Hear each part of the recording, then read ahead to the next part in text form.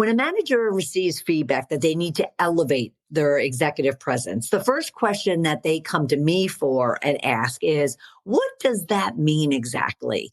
More often than not, they're viewing it solely as the ability to gain respect from others, influencing others to follow them, or being actionable and results oriented. Some view it from a single lens of it's all about how they present themselves physically and emotionally.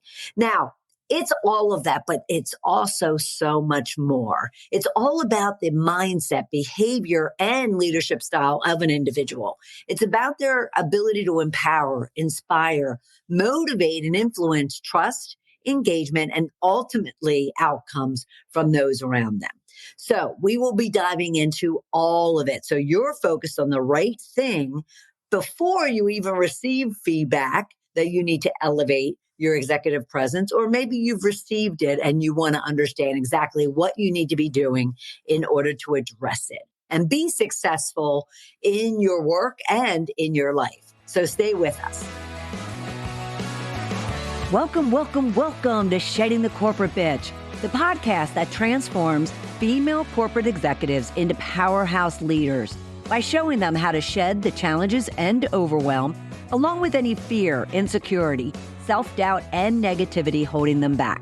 I'm your host, Bernadette Bose of Ball of Fire Coaching, bringing you powerhouse discussions each week to share tips, advice, and sometimes tough love so you create the riches in your work and life you deserve. If you were to witness a senior manager talking down to their people, maybe creating drama in meetings or completely tuned out from the conversation you're trying to have with them, whether that's one-on-one or even in a group, would you have a lot of respect for them? Would you trust them? Would you want to model that for yourself as an example of strong leadership? Would you follow them into a burning building, feeling confident that they have your back, they're going to know how to get out of that situation and even support you on the other side? Well, probably not. And so I really want to walk through what it means for you and for others when it comes to executive presence. And if you have ever received feedback as far as you need to elevate your executive presence and if you want to move to the next level, or that's the reason that they're giving you as far as why you're not elevating up, well, you want to know for sure exactly what does that look like? What does that mean? When you say elevate my executive presence, Mr. Boss, Mrs. Boss, what exactly do you mean by that? Can you paint me a picture? So I want to paint you a picture. I want to paint you a picture of someone who exudes executive presence. And so you can take on these traits and qualities and kind of get rid of that reasoning for you not being elevated or advanced or given opportunities. At the same time, I think that there are strong traits and qualities for just being a leader in your work and life.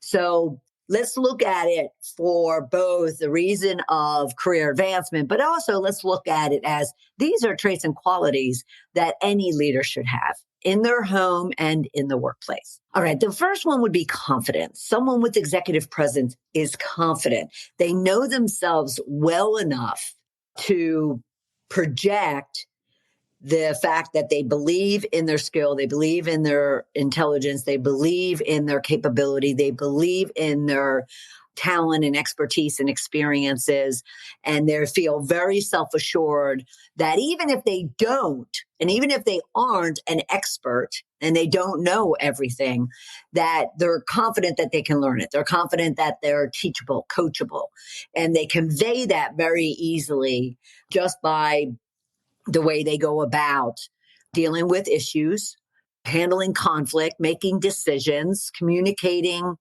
opportunities or challenges, and also inspiring confidence in others. So confidence would be kind of the foundation for me when it comes to executive presence. And that also comes from the second one, which would be self-awareness. Someone who's confident is completely self-aware of who they are, what they want, what they don't want, what they're willing to accept, what they're willing not to accept, what their boundaries are. They really understand their strengths, their weaknesses, the areas for improvement, their blind spots. And using that self-awareness allows them, even with their weaknesses and areas for improvement, because we all have them, they're able to navigate not only kind of where their strengths are, but also navigate through their weaknesses, through their need to be coached, to get training, to be mentored. And they're willing to do that. They're very coachable. They're very learnable. All right. So confidence and self-awareness, which also lends itself to someone with strong executive presence, has strong emotional intelligence. They have a strong ability to be empathetic, to tap into where others are. So then they can meet them where they are to help influence or persuade or inspire or motivate them to go that much further, or to make the decision that is needed, or to, deal with the issue or the conflict that is going on, or to take on a new opportunity or challenge. They're really kind of able to also not only kind of tap into other people, but they can tap into their own emotions. Because that self-awareness also, they're able to tap into what their stressors are, what their triggers are, and they're able to manage through them to where they're not impacted or negatively affected, and therefore don't take on what maybe it's a risk or a new challenge opportunity or make that decision. They're very aware of those areas to where then they can work themselves through it. So emotional intelligence as well. And with confidence, self-awareness, and emotional intelligence, individuals really gain a sense of how to market or how to message what it is that they're looking to achieve and what they need from other people. They're strong communicators, and they have very elevated, strong communication skills. They're able to communicate convincingly, persuasively, authentically what it is that they're working on, dealing with, struggling with, need to make a decision on, the plan that they're coming up with, especially when it requires them bringing other people into the fold in order for them to be successful in accomplishing it or navigating through it. But communication skills, key leadership, overall leadership skill, but also one that really demonstrates one's executive presence. If they can, not only from a body language or a tone or a presence perspective, but through their words, through the structure of their words, through the structure of their messaging, they are able to really emulate executive presence as a result of their communication skills. And they're going back to emotional intelligence, self-awareness, and confidence. They're also one to constantly work on it and improve upon it, whether it is, I should mention, whether it is in writing or verbal.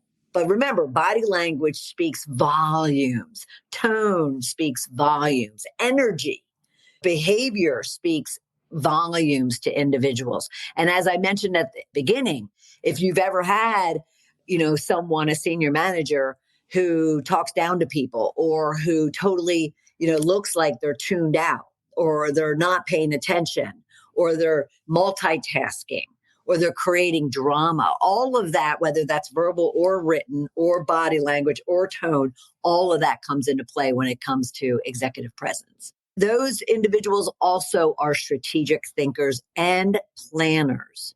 So a lot of times when people get this kind of feedback around executive presence, a lot of managers struggle to really kind of paint the picture. And the first thing or a couple of things that they'll bring up are more things like confidence. That's pretty basic when it comes to executive presence. But then they'll come up with things like, I need you to be more strategic. I need you to be strategic planner. I need you to be looking around the corner and anticipating what's coming next. I need you to be that visionary, which would be another one, would be someone that is visionary and has purpose and meaning behind what it is that they're doing. Whether it's a kind of a small project they're working on that needs and requires executive presence, or they're a head of a business or a department or a function of some sort. And it involves all of that, painting the vision for the team and for the business, making sure everyone understands themselves and others of the purpose for why it is that they're doing what they're doing, why they're making the decisions that they're making, why they're kind of taking on the new opportunities, the challenges that they're taking on. So through strategic thinking and planning, they also then emulate being a visionary or being someone who's very purposeful and therefore able to communicate, going back to that, able to communicate that to everyone and therefore inspire, motivate, educate, inform, persuade. All of that makes for one heck of a powerhouse leader for sure. Another one would be relationship building and cultivating. So I actually will get feedback from my clients that they'll talk about, yes, I'm, building relationships. I'm making sure that I always look for key stakeholders. And so my clients will say, yes, I'm kind of getting on the calendars of my key stakeholders and working on building that relationship. But yet then I find that there's gaps. I find that there's times and situations, decisions, coaching, guidance, advice that they're not leaning on and leveraging those relationships. They're not cultivating those relationships to really make it a win-win for everybody. And so when you think about relationship building, you want to also think about the cultivating of that. It goes beyond just kind of having an objective or having to check this off on a list, especially when it comes to your coach asking you to build relationships. The worst thing I want from my client is just to think that I'm holding them accountable to checking something off the list. I want them cultivating relationships, especially when it comes to key stakeholders, advocates, sponsors, decision makers, mentors, coaches, that will help them grow in their position today, but also help them advance in their career. So focus on also being a relationship builder and cultivator. Those with executive presence are very decisive because going back to that confidence, going back to that self-awareness, those triggers, those stressors, those strengths, those areas of weakness, those knowing their boundaries, knowing of course, they're expert, they're experienced, they have the gravitas of the position that they're in. But all of that lends itself beautifully into being able to make decisions, easy or hard, doing all the due diligence around it and making those key decisions that need to be made. So decisiveness is also a key trait of a individual with executive presence. And then there's authenticity, and we talked about that earlier. Leaders, powerhouse leaders, as I call them, are really genuine. They're genuine about their strengths, their weaknesses, their riches, as I call them, bitches. They're genuine about wanting to build those and cultivate those relationships, wanting to build trust, wanting to build, commitment and support and advocacy with one another. They want to foster, transparency, honesty, openness, healthy conflict, because they know that it'll all lead to the ultimate outcome and results that everybody wants. And again, it's a win-win. And so authenticity also, brings in not only the trust element, but also the humility element. It brings in, someone's ability to say they're wrong, made a bad decision, are weak in a particular area, need help. And, being authentic kind of just ensures that what you see is what you get. What you see is what you get. In the past, I will have to admit, you got about 20% of me in my past corporate career. Today, you get 99% of me.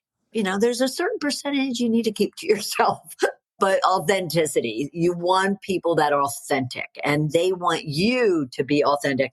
Many people think that other leaders want brown nosers and yes, men and women. They don't. They want people that challenge them. They want people that are genuinely interested in making them successful and making themselves successful. And the business. And therefore, they're always looking for opportunities, pointing out challenges, risks, and looking for the goals and the motivations of other people so they can create win-wins across the board on a regular basis. Okay, so authenticity. And then, of course, there's those that are just very resilient and they recognize that there's going to be good days and calm days, and there's going to be hell, chaotic, stormy days. And yet at the same time, they're very resilient to if they get knocked down, if they screw up, if they make a bad decision or a bad call, if they hire the wrong person, whatever the case might be, anybody else would act as if the world's ending. They recognize that, you know what, we all screw up, we all make mistakes, we all have our failures and missteps. And yet, right now, at this very moment in time, not even tomorrow, but right now at this moment in time, there's an opportunity to make things better. There's an opportunity to learn, to grow, to evolve. So those with executive presence are very resilient. And as a result of that, they also come across very composed. You want your leaders, right? You want your leaders to be calm, cool, and collected. You want your leaders to, I mentioned at the very beginning about going through fire. You want your leaders to recognize there's a fire, recognize the dangers, do the due diligence, get everybody kind of brought together to put out this fire, but do it in a way that's calm, cool, and collected and not like chaotic and dramatic and overwhelming and very emotional. You want your leaders, and they want from you, you could be in the middle of the storm and you're just going to keep your composure. You're going to keep your emotions in check while at the same time you are human. You're recognizing and being authentic about the fact that you're scared, the fact that you're kind of in an uncomfortable situation or an uncomfortable place that you don't want to be. At the same time, you're willing to do it because it's the best for yourself, for the team, for the business. Okay. And of course, as a result of that, executive presence requires adaptability. So we're going through constant change. And if you're not adaptable, if you're not willing to change, if you're not willing to learn, if you're not willing to grow, well, then you might as well just kind of hang your hat, because leaders definitely, absolutely need to be adaptable in this very expedient, chaotic, ever-changing, unpredictable environment that we're in. And it doesn't seem to be slowing down anytime soon. And I talked about persuasion earlier.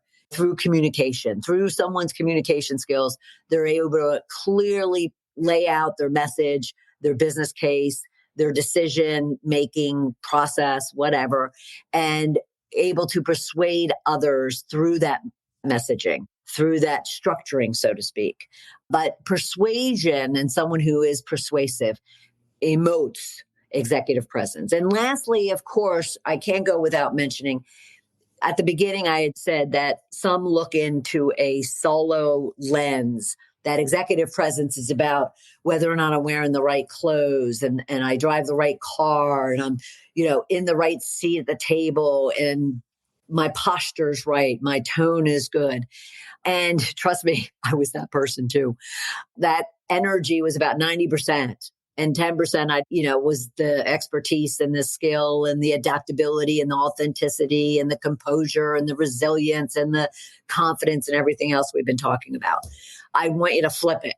10% on the professional appearance, because we all should be professional looking, when we are engaging in a work environment, whether that is remote or not. And then 90% should be on everything else we're talking about. But professional appearance, it holds a lot of weight. You don't want someone showing up looking like a schlep and that their clothes are wrinkled and or dirty or ripped. Their hair is all messed up and disheveled, so forth and so on. You want leadership is still about presence, even physically. Okay. So those are roughly around 13 or 14 traits and qualities that really will help you emulate executive presence. Now, I'll put this kind of list, so to speak, out with the show notes, because I'm one who says that you should always just narrow down and really focus on 1 to 3. And if you have been given feedback around your lack of executive presence, I'd still say focus on 1 to 3 of these. But I do want to give you some specific tips that you can start acting on and ensuring that you are arming yourself in such a way that you'll be successful in creating that presence that you're looking for as a leader. Okay. So the first one would be you need to self-assess yourself. And we've talked about that. You need to self-assess your strengths, your weaknesses, your areas for opportunities, your blind spots, how others perceive you. Well, I'm sorry, I'll bring that up in a minute. But you need to self-assess that for yourself. You need to become self-aware, right? So, and all that self-awareness, as we said, and all this information that you would gather for yourself through your own self-assessment will also help with not only self-awareness, but confidence. So, all of these tips will kind of check off one of the 13 or multiples of the 13 traits and qualities we talked about. And then you want to seek feedback. And you could call that, a 360 assessment, but you want to seek feedback from others. All right, now that you've assessed yourself, how do others perceive me? Because perception is reality. So someone else's perception of you, their experience with you is their reality. And therefore, you really want to understand their reality. You don't want to all of a sudden get surprised by either a performance review, a rejection to an advancement opportunity or a job opportunity, or you get feedback in your regular touch bases with your employees or your boss. So you want to kind of get ahead of it, so to speak, and you want to be able to gather feedback from others. Plus, it's just growth. It's just that being coachable, being learnable, being trainable. You want to be able to also seek feedback. And from that, you can be setting goals. Like you could look at this whole list of traits that we've been talking about and even these tips, but then through that self-assessment, through gathering feedback from someone else, formally or informally, you can then set goals. What do I need to work on? What strengths do I possess right now, but I want to elevate? If it is executive presence, what specifically around that do I want to work on? Do I want to improve on? Do I want to even master? If it is around communication, what is that? What part of communication skills, because there's a lot, would that involve? So you self-assess, you get feedback, you set achievable goals, and then you look to invest in your development personally and professionally.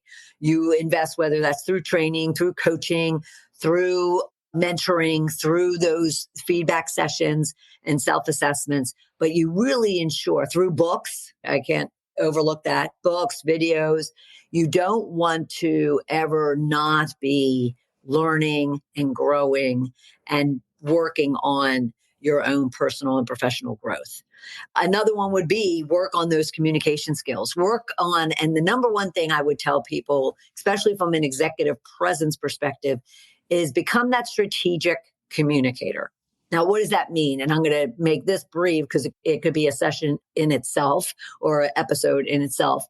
But strategic communication is ensuring that you are structuring your communications, your messages, in such a way that it creates that influence, that persuasion that you're looking for, that trust, that respect, and demonstrates your executive presence. And, the structure is going to look like you really always want to focus on the outcome, the results, the benefits, the what's in it for whomever.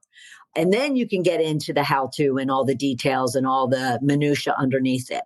But there is a very purposeful, intentional way of communicating or structuring your communications that will elevate your leadership perception from other people. And again, you can always reach out to me at BernadetteBose@ballofireinc.com if you want to learn a little bit more about that. But be a strategic communicator, outcomes, benefits, and results, what's in it for them, and then get into minutia. Then another area that would touch on a number of those traits and qualities we went through is honor your riches. When you've done that self-assessment, when you've done that gathered that feedback from others, look for both things, strengths and weaknesses, but really hone in and spend time on those strengths. Spend time on those talents and skills and expertise and experiences and encounters that you've had that really ground you in why you are the powerhouse that you already are. and ensure that you really use that to not only help you through the areas that you need to work on, but also will help you market and message yourself to ensure that you are honoring your riches even externally to other people. Someone's not going to just come along and tap you on the shoulder and go, hey, take this big job and with that big office in the corner. You need to be able to humbly honor your riches and your accomplishments and your outcomes and your results and your achievements to other people. You just can't keep it to yourself. So honor your riches. The other one would be that composure we talked about, that resilience. You need to work on ensuring that you're managing your emotions, that your emotions aren't managing you. Like figure out what your stressors are, what your triggers are, what your motivators are, and ensure that when you recognize that those things are kind of percolating, that you're able to manage those. Because again, or teams want their leaders to be calm, cool, and collected, composed through the good times and the hard times. And therefore, you need to figure out a way to manage your own emotions so you can project that demeanor to other people. Okay. Then another one would be, and this is a big one, managers, you need to listen more and talk less. Your job as a leader is to develop, grow, and support your people. And in order to do that, it's not just dumping and handing out assignments to your people and hoping that they're having an issue or they're sinking under the weight of all the work that they have, that they're going to all of a sudden come up and raise their hand and wave the white flag and tell you what's going on. And even when they do, you need to listen to the point where if they're not using the words that necessarily scream, I need help, I'm drowning, I'm doing great, but I want more opportunities, I feel like I'm not contributing what I'm able to, so forth and so on. You need to be able to pick up on those cues. But that takes you actively listening and talking less. And then, of course, you need to build that trust, build that foundation on doing what you say, practicing what you preach. Also, ensuring that you're engaging your team and you're valuing their capabilities or their opportunities. Because some may not be capable right now, but they have a great capacity to, learn and to contribute more. And therefore, you take the risk to educate them, to mentor them, to coach them, just to throw them something and allow them to take on that challenge. So you need to build trust in your team members, because remember, trust is a foundation of executive presence. You need to work on building trust by taking the risk, taking the chances, delegating to your team. You don't need to do it all. When you do it all, trust me when I say that the people around you watching you observe that you're not able to delegate, that therefore you don't trust your team, or you think that you're the only one who can do it. And that will be a ding against you. It won't ever be a positive if you're not able to entrust your team to do the job that they're meant to do and or that they're capable of doing, even though their job description may not even require it. You need to allow them to take those chances, those risks, give them those opportunities. And you need to then, therefore, trust them and delegate to them. And of course, we talked decisiveness earlier. And some people aren't great decision makers. Or some people really have to really analyze, really dig in, do the due diligence. And again, there's no right or wrong. There's no right or wrong to decision making, whether it's somebody who haphazardly with very little information makes a decision or someone who overanalyzes and makes a decision. The point is to make the decision. And yet there are a lot of leaders out there that don't like to make decisions, avoid it, delay it. They will delegate the decision out because, again, now it's not their responsibility if they delegate or even dump it out to somebody else. And you as a leader absolutely need to be able to make those decisions. And so you need to recognize, remember, self-assessment, you need to recognize what your decision-making process is. And sometimes it'll be just right. Sometimes it'll be too slow. Sometimes it'll be too fast. The outcome, though, it has to be the decision. So then you can work on whether or not it needs to be done, different, better, faster, slower, whatever the case might be. But you have to be a decision maker. And again, there's 10 or 11 of these tips for you to address all of the traits and qualities that we discussed. Identify one, two, or three of them that you can start working on. Go and do a self-assessment of yourself. Strengths, weaknesses. You can even identify for yourself any blind spots. Blind spots you would identify by the fact that, someone has always told you something about yourself. You've never really picked up on it, but yet now that you're thinking about it, you recognize that that could be working for you or against you. So therefore, it's a blind spot that you've been given feedback that you've kind of denied. And therefore, it could be a blind spot for you. But what are your blind spots? As well as what are your strengths? What are your weaknesses? What are your hidden strengths? And again, that's something that other people have told you you're really good at this. You don't necessarily, agree, or you don't really think about it or consider it. So what is it? So start with 1 to 3 of these. Even if it's self-assess, seek feedback, and then work on some personal and professional development goals. And again, if you should need any help, any guidance through identifying those traits or qualities, doing that self-assessment, or taking on any one of those tips and strategies I provided, then don't hesitate to ask me for some time to discuss it. And I can create that roadmap for you and give you your first steps to take so you can be gaining that executive presence and becoming that powerhouse leader that you're meant to be. So simply go to coachmebernadette.com/discovery call and schedule some time with me. Totally complimentary. All it will be is about you. Because what we do here at Ball of Fire Coaching and with Shedding the Corporate Bitch is to ensure that you're becoming the powerhouse leader that you were meant to be. All right. And I'm very honored that you were here with us this week. And I'll look forward to having you right back here next week for another episode of Shedding the Corporate Bitch. Don't forget to subscribe so you don't miss an episode. Talk to you soon. Bye.